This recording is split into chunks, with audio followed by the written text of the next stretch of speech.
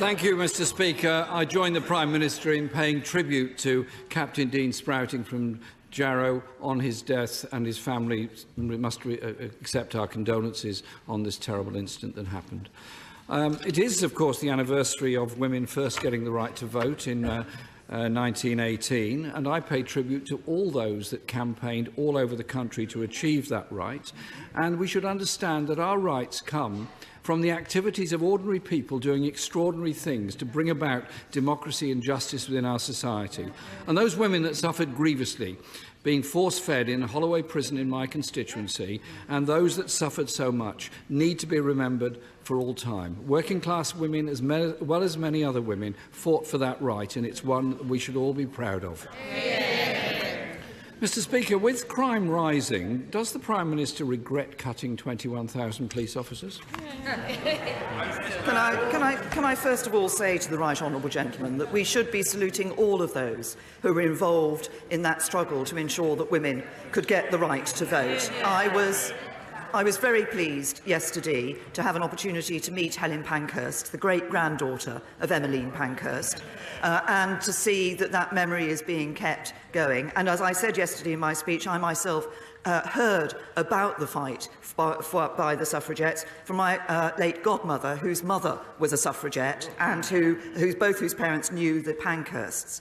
He raises the issue of police numbers and crime. What we actually have seen from the crime survey is that crime is now down at record low levels.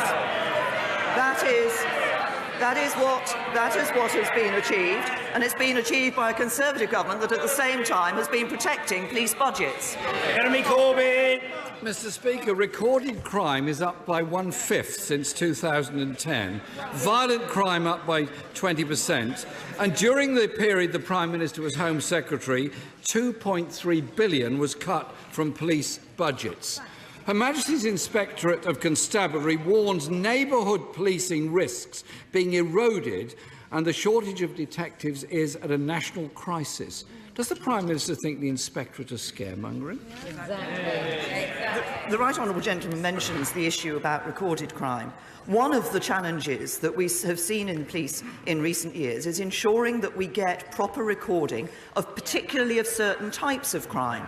And I'm pleased to say that we have seen improvements over the last 7 to 8 years in the recording by police of certain types of crime.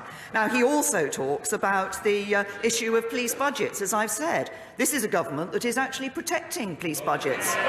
And I might remind the right honourable gentleman that the Labour Party's former Shadow Home Secretary, now the Police and Crime Commissioner for Greater Manchester, himself said that the police could take an up to 10% cut in their budgets.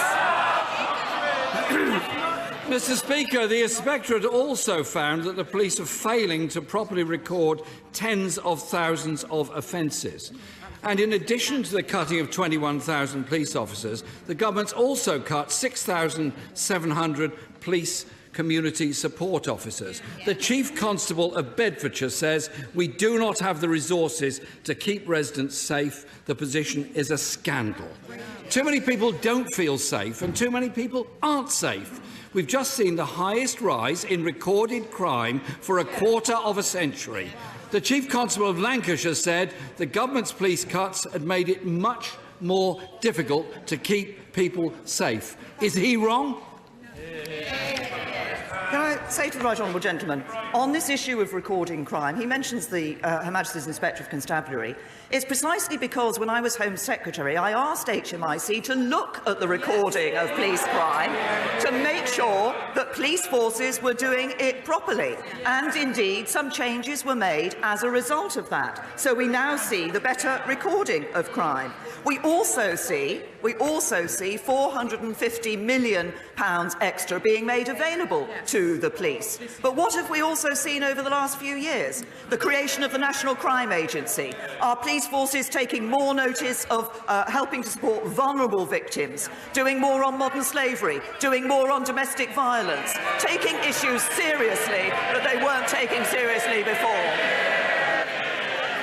Mr Speaker, if you ask the Inspector to look at unrecorded crime and they tell you what's going on, the least you can do is act on what they tell you. Mr. Speaker, if I could quote something at the Prime Minister, it might sound familiar to her. The first duty of the government is to protect the public and keep them safe. And I have to say to the government that they are not putting enough focus on police resources. If she casts her eyes to the far back benches of the Conservative Party, she'll see the member for Shipley. That's what he said about her government and what it's doing. Gun crime, Mr. Speaker, has increased by 20% in the last year. The Chief Constable of Merseyside said recently, "Have I got sufficient resources to fight gun crime?" No, I haven't. Does the Prime Minister think he's crying wolf? The right honourable gentleman can't get away from the fact that what the government is doing is protecting police budgets. In fact, not just protecting police budgets, but increasing with £450 million extra pounds.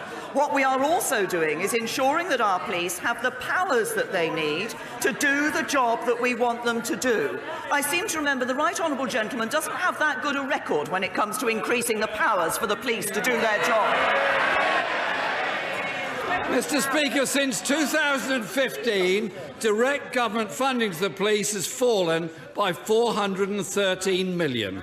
The Chief Constable of the West Midlands, Dave Thompson, said the current flat cash settlement for policing means force budgets will fall in real terms. As well as police cuts, other public service cuts are clearly contributing to the rise in crime. 3,600 youth workers have lost their jobs. 600 youth centres closed and boarded up. Probation service cut and privatised. Re-offenders committing more offences. When it comes to tackling crime, prevention and cure are two sides of the same coin. So why is the government cutting both prevention and cure? I have to say to the right honourable gentleman, we've put in place various pieces of work on anti-knife crime, on serious violence, on issues like domestic violence. But I come back to the point I made in my last response. The Leader of the Opposition, the right honourable gentleman, voted against changing the law so that anyone caught carrying a knife for a second time would face a custodial sentence. He has called for much shorter sentences for those who break the law. And he might want to reflect on the fact that when there was a Conservative mayor in London, knife crime went down. Now there's a Labour mayor in London, knife crime is going up. Jeremy Corbyn! Mr. Speaker, I am very clear that crime is, of course, wrong. The way you deal with it is by an effective probation service, is by community service orders, is by the rehabilitation of offenders. And what she said goes to the heart of the Prime Minister's record. She, Mr. Speaker, was Home Secretary for 6 years. Crime is up, violent crime rising, police numbers down, and chief constables saying they no longer have the resources to keep communities safe. After 7 years of cuts, will the Prime Minister today admit that her government's relentless cuts to police, probation services and social services have left us less safe? The reality is you can't have public safety on the cheap. Well, the right honourable gentleman really needs to reflect on what Labour would be doing if they were in government.